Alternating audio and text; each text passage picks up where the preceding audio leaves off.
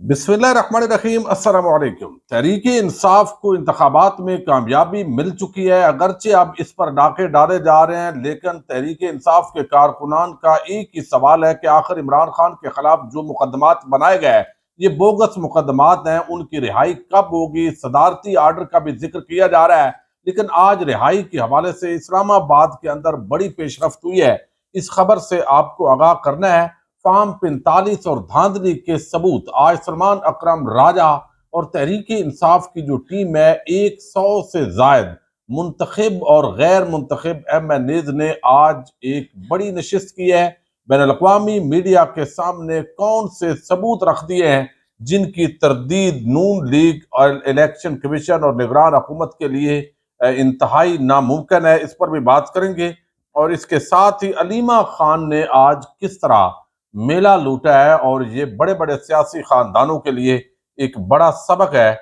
और दूसरी तरफ सिंध के अंदर M9 मोटरवे वो बंद है, चूंकि हजारों लोग इस वक्त धरना दे के बैठे हुए हैं। वहां पर बड़े बड़े रहनुमाओं ने कुछ खताबात भी किए हैं, और पीपल्स पार्टी की जो धांधली है उसके खिलाफ, ये बिलावल सरकार के खिलाफ एक बड़ी बगावत है। अगरचे मीडिया के अंदर इसको उस तरीके से डिस्कस नहीं किया जा रहा, लेकिन ये आइंदा आने वाले दिनों के अंदर इसकी अहमियत बहुत बढ़ने जा रही है। इस पर भी बात करेंगे। उम्मीद है आप समाप्त करेंगे और अपने कीमती फीडबैक से जरूर आगाह करेंगे। हैदराबाद जाम शुरू ये जंक्शन है, यहाँ पर जो है ये एक बड़े लेवल का हजारों लोग वहां पे जमा है।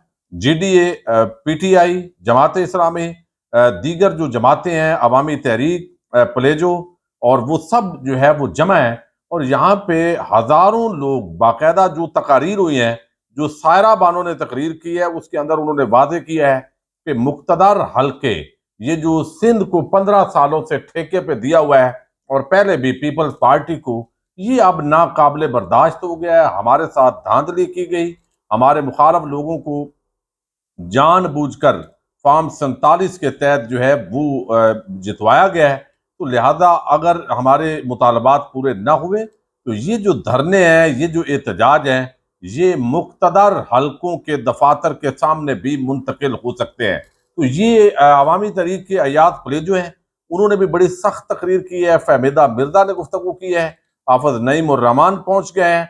जमात तहरीक इंसाफ की जो लीडरशिप और कारकुनान बड़ी तादाद के अंदर मौजूद हैं, और उनका यह दावा है कि पीपल्स पार्टी के साथ ये जो डीलें होती हैं उसके नतीजे में मैंडेट पर डाका डाला जाता है। और इस मरतबा इलेक्शन के अंदर तो अखीर हो गई है, और उन्होंने कहा नौकरियां फरोख्त होती हैं, MD कैट का पेपर लीक होता है, SPSC की सीटें बिकती हैं। और ये इतना जो है वो यहाँ पे लश्कर हैं, और मुशर्रफ के मार्शल लॉ ने भी सिंध के लोगों ने किरदार अदा किया। और ये सारी चीजें जो है, उन्होंने कहा जिसने सिंध लूटा उससे अब झगड़ा है। और उन्होंने बताया यहाँ पे कितने जजायर हैं, कितने वसाइल हैं, और कौम परस्त जो है उन्होंने इस हवाले से अपनी राय का इजहार किया है। तो ये अभी पीर पगारा भी पहुंच सकते हैं इस प्रोग्राम के अंदर। तो मजीद इस वक्त मोटरवे तो बंद है, लेकिन जो इतना बड़ा एहतजाज है, इससे यकीनन जो बिलावल हैं उनके लिए बड़ी अजीब सूरत हाल पैदा हो गई है। दूसरी तरफ आपने देखा कि मैरियट होटल इस्लामाबाद के अंदर ये जो आज इतना सबूतों का परंदा, तकरीबन 110 MNAs जो मुंतखब हो चुके हैं, लेकिन बाद को रिजल्ट जारी किया गया है, और ज्यादातर जो है उनके साथ धांधला हुआ है, जिसमें रिहाना डार, शौकत बसरा और बहुत सारे दीगर वो MNAs जो मुंतखब हो गए। अवाम ने जिनको MNA बनाया, लेकिन उनको फॉर्म 47 के तहत हराया गया। उन्होंने तमाम सबूत वहां इंटरनेशनल मीडिया के सामने रखे। कंपाइल किए गए 81 सीटों पर जो है वो धांधली का जिक्र किया गया है। 45 के जो सबूत हैं, फॉर्म 45 के तमाम सबूत, वो आज जो है कंपाइल करके बाकायदा तौर पर इंटरनेशनल और नेशनल मीडिया के सामने पेश किए गए हैं, और ये नाकाबिले तरदीद शवाहिद हैं।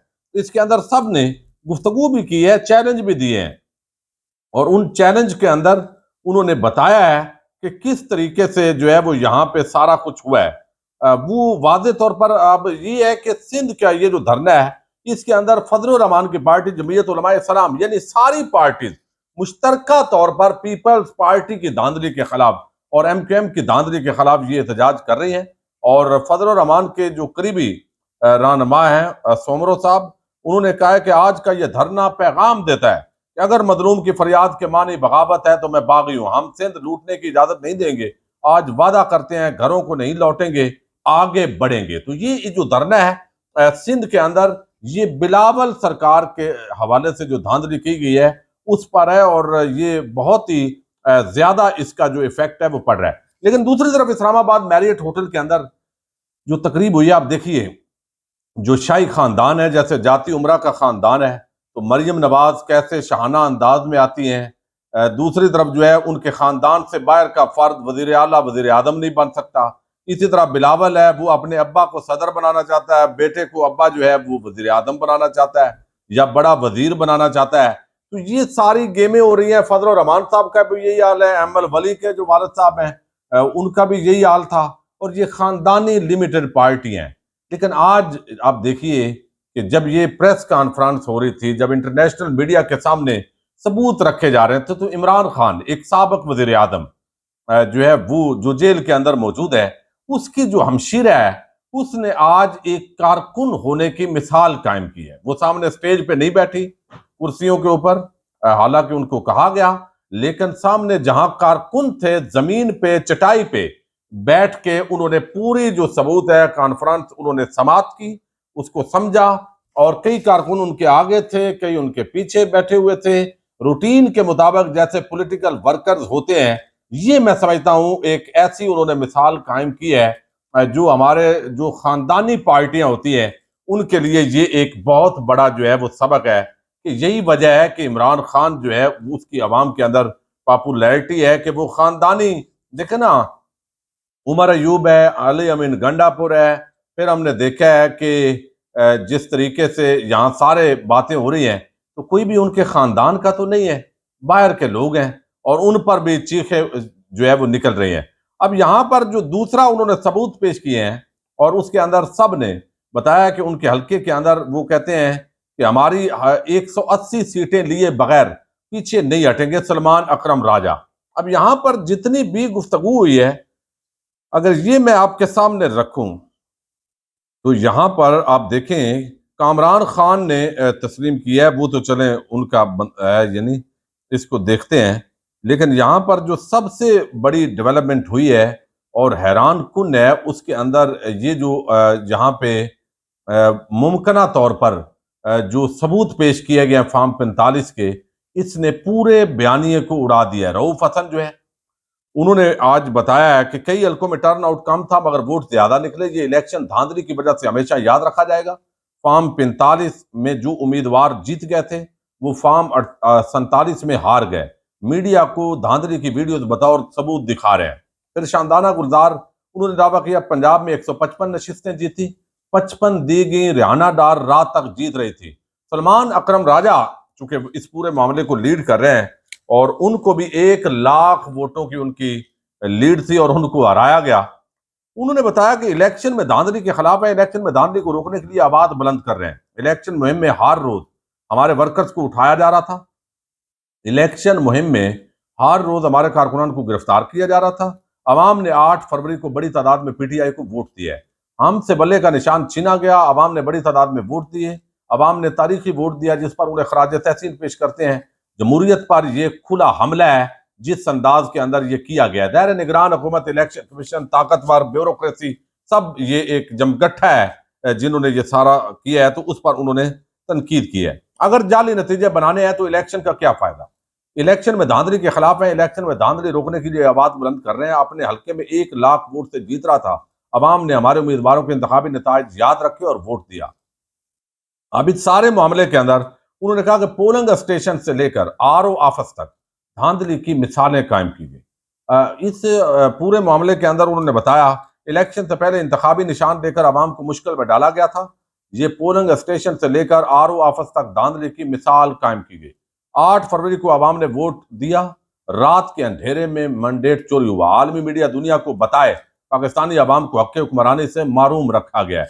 अच्छा, ये सारा कुछ आज सबूत उन्होंने पेश किए। हर जो MNA था जिसका वो छीना गया या जिसको नोटिफाई किया गया, या उसके मैंडेट को तस्लीम किया गया, सब ने आकर अपनी अपनी मुख्तसर कहानी बयान की। शेर अफजल मरवत जो है वो दबंग अंदाज के अंदर वहां पे हाजिर रहे। तो अब इन हालात की जो मीडिया कवरेज है वो अब तहरीक इंसाफ की आनी शुरू हो गई है। ये भी बड़ी हैरत अंगेज चीज है, लेकिन अब देना पड़ेगा, नहीं देंगे तो मीडिया वैसे भी जो मीडिया ने किरदार अदा करना था, अपनी औकात देखनी थी। तमाम टीवी जो 50-55 टीवी चैनल हैं, न्यूज चैनल जिनको थोड़ा बहुत देखा जाता है, उनको सब ने अपनी औकात देखी है। इमरान खान तहरीक इंसाफ के खिलाफ मुहिम चलाकर तो औकात अब उनकी हो गई है, वो चलाएं ना चलाएं वो अब पूरा जो मामला है वो बराबर है। लेकिन दूसरी तरफ इस वक्त जो सबसे बड़ा मामला है, यानी एस्टैब्लिश हो गया केस कि ये धांधली हुई है, ये फैक्ट इंटरनेशनली पहले भी डिस्कस हो रहा है, मजीद डिस्कस होगा। कल से भरपूर पूरे मुल्क में तहरीक इंसाफ के जरिए तमाम और दूसरी जमातों से भी राब्ते हो रहे हैं। आज आफ्ताब शिरपाव से मिला जाएगा और ये तमाम जमातों को मुतहद करके जो समझते हैं कि धांधली हुई है, तो बाज़ाब्ता तौर पर जो है वो सिलसिला शुरू होगा एहतजाज का। अब इस पूरे मामले के अंदर जो है वो नून लीग की प्रेस कॉन्फ्रेंस भी बौखलाहट के अंदर शुरू की गई है।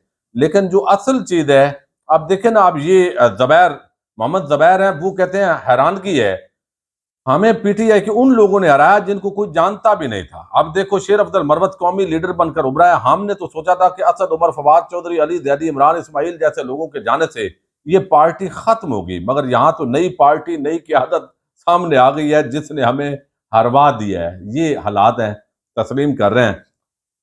लेकिन अब जो है इमरान खान ने, एक तो सदारती इस्तिस्ना बनता भी नहीं है, वैसे भी ये कमजोर फार्मूला है, और फिर सदर के पास सारे इख्तियारात नहीं है आईनी तौर पे, बहुत ये आर्टिकल 45 के तहत, तो लिहाजा वैसे भी ये बाब बंद है। इमरान खान ने इस तरह कोई भी नहीं लेना।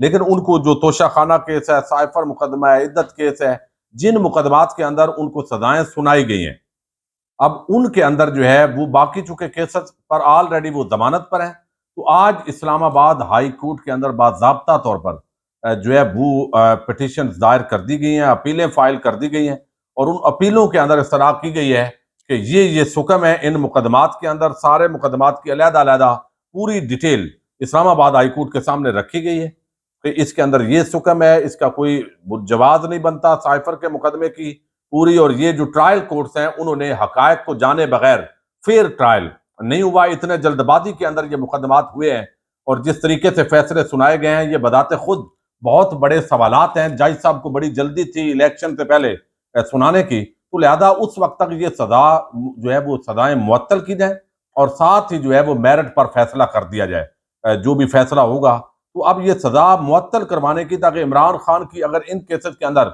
ये सजाएं मुअत्तल हो जाती हैं, तो अल्टीमेटली बाकी केसेस के अंदर इमरान खान की जो वैसे ही जमानतें मंजूर हैं, तो केस वो सामना करते रहेंगे केसेस का।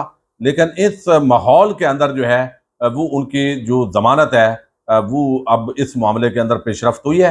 अल्टीमेटली अगर इस्लामाबाद हाई कोर्ट से जो आमिर फारूक साहब हैं उनको इशारा ना हुआ, तो वो ये रिजेक्ट करेंगे अपने पास, पहले तो वो लगाएंगे। इमरान खान का मामला है तो वो अपने पास यकीनन रखेंगे, ताकि जो मामलात हों उसके मुताबिक वो कर सकें। अगर वहां से ना हुआ तो काजी कोर्ट की तरफ ये मामलात जाते दिखाई दे रहे हैं, तो इस प्रोसेस के अंदर मुमकिन है 1.5-2 महीने लग जाएं। बहरहाल ये अल्टीमेटली जो सजाएं हैं, बोगस मुकदमात हैं, और इन्होंने उड़ना है। और आज इस्लामाबाद के अंदर और इस्लामाबाद हाई कोर्ट के अंदर इस हवाले से बड़ी सॉलिड ग्राउंड्स पर ये अपीलें दायर कर दी गई हैं कि इमरान खान को फौरी तौर पर रिहा किया जाए। अब अदालत इस पर क्या करती है, कितना डिले करती है, ये अब आने वाले दिनों के अंदर वाज़ेह होगा। इजाजत दीजिएगा। पाकिस्तान जिंदाबाद, पाक फौज पाइंदाबाद।